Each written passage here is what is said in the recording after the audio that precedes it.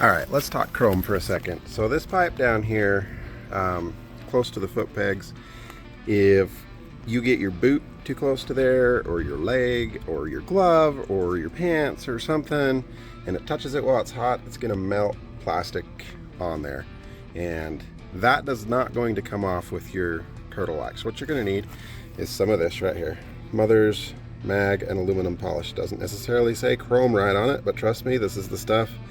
Little teeny tiny dab of this on the corner of your microfiber, and then just right on the spot that you need to clean, and it comes right off. And then clean it again with the dry part of the microfiber, and then afterwards a couple of things you can do, because it'll leave a film that could collect dust or whatever. You're going to want to get some ammonia-free glass cleaner, and you can use that, and then your protectant after that, which is could be your turtle wax or whatever, maybe your ceramic car wash. But do the mothers to get your spot off and to make it shiny, and then get something to take the film away, and then something to protect the shine, so that you have this mirror looking shine all the time.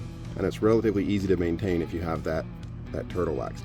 If you get a spot that has been stuck on for years and years and it doesn't come off with the microfiber and the mothers, you can get 4O or 4-octo steel wool, and be really careful. Use a little tiny piece and make sure there's plenty of mothers on it, and then just really easy, and don't swirl, but go in a straight line.